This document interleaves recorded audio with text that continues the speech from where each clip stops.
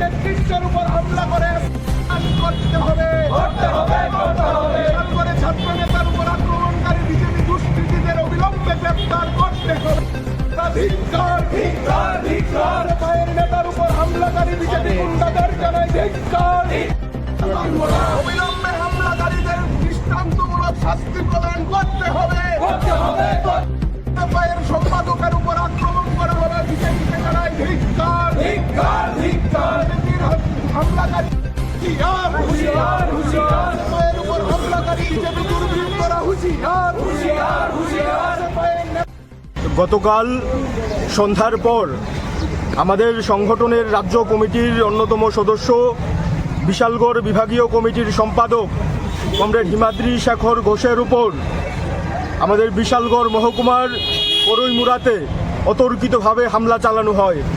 এই হামলায় কমরেড হিমাদ্রি সহ সেখানকার স্থানীয় একজন কৃষক আন্দোলনের কর্মী আহত হয় এবং রক্তাক্ত অবস্থায় তাদের উদ্ধার করে টিএমসি হাসপাতালে যখন আনা হয়, তাদের থেকে যে কথা উঠে আসে তাদের উপর যে হামলা চালানো হয়, সে হামলার সাথে বিজেপি দলের যারা মাতব্বররা আছেন তারা সরাসরি জড়িয়ে আছেন এবং তারা এই আক্রমণের দ্বারা যখন আক্রান্ত হয়েছেন তারা উল্লেখ করেছেন যে বন্দুক দিয়ে তাদের মাথায় ঠেকিয়ে তাদের উপর আক্রমণ করা হয়। এবং আমরা মনে করি 2018 সালের পর থেকে গত 8 বছরে সাধারণ মানুষ থেকে শুরু করে আমাদের যারা বিরোধী সংগঠনের কর্মী সমর্থকরা আছে, বিশেষ করে এসএফআই-এর যারা নেতৃত্ব কর্মী বাহিনী আছে, তাদের উপর বিজেপির আক্রমণ প্রতিনিয়ত চলছে।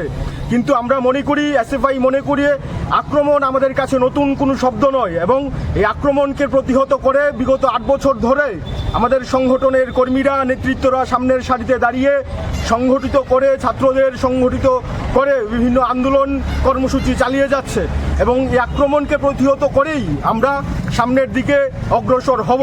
এবং আজকের এই আন্দোলন থেকে কর্মসূচি থেকে আমরা বলতে চাই, শুধুমাত্র হিমাদ্রি শেখর দাস নয়, হিমাদ্রি শেখর ঘোষ সহ সারা রাজ্যে এই সময়ের মধ্যে আমাদের নানা কর্মী বাহিনীর উপর আক্রমণ চলছে। বিশেষ করে কলেজের মধ্যে ছাত্রদের উপর যেভাবে আক্রমণ সংঘটিত হচ্ছে, গতকালও বিলোনিয়া কলেজের একজন আমাদের নেতৃত্ব, সেখানকার কলেজের নেতৃত্বের উপর যে আক্রমণ সংঘটিত করা হয়েছে, সে আক্রমণের দ্বারা ওকে রক্তাক্ত অবস্থায় উদ্ধার করা হয়েছে। আমরা মনে করি এই আক্রমণের সাথে যারা জড়িয়ে আছে, শাসক দলের কর্মী বাহিনী থেকে শুরু করে যারা লম্পট আছেন, তাদেরকে গ্রেপ্তার করতে হবে। গ্রেপ্তার করে উপযুক্ত শাস্তির ব্যবস্থা প্রশাসনকে করতে হবে। যদি প্রশাসন তাদের শাস্তির ব্যবস্থা না করে, এসএফআই আগামী দিনে আরও বৃহত্তর আন্দোলনে সামিল হবে এবং সারা রাজ্যে যেখানেই এসএফআইয়ের উপর আক্রমণ সংঘটিত হবে, সেখানেই আমাদের এই আন্দোলনকে আরও তেজি করবার জন্য আমাদের কর্মী বাহিনী প্রস্তুত আছে। সকলকে ধন্যবাদ জানাচ্ছি। এবং এর পাশাপাশি আরেকটা ঘটনা আজকে যেটা সামনে এলো, নিটের পরীক্ষা গত 2 বছর ধরে যেভাবে বাতিল হচ্ছে প্রশ্নপত্র ফাঁসের জন্য, এর বিরুদ্ধে আমরা ধিক্কার জানাচ্ছি। এনটিএ যেভাবে ছাত্রদের ভবিষ্যৎ নিয়ে ছিনিমিনি খেলা করছে, এর বিরুদ্ধে ছাত্রদের একত্রিত হতে হবে এবং আগামী দিনে এর বিরুদ্ধে ছাত্র সমাজকে একত্রিত হয়ে পথে নামে আন্দোলন সংগ্রাম জারি রাখতে হবে। আমাদের যা এখন চিন্তাভাবনা মনে হচ্ছে, শাসক দল বিশেষ করে বিজেপি সরকার দেশের মধ্যে প্রতিষ্ঠিত হওয়ার পর থেকেই শিক্ষা ব্যবস্থার উপর যেভাবে আক্রমণ সংঘটিত হচ্ছে, সেই আক্রমণে আরেকটা উদাহরণ আমাদের সামনে রচিত হয়েছে আজকের এই এনটিএর প্রশ্নপত্র ফাঁসের মাধ্যমে। যারা নিজের পরীক্ষার্থী আছে, তাদের ভবিষ্যৎ অন্ধকারের দিকে ঠেলে দিয়েছে। হাজার লক্ষ ছাত্রছাত্রীরা তারা আজকে দিশাহীন অবস্থার মধ্যে পড়েছে।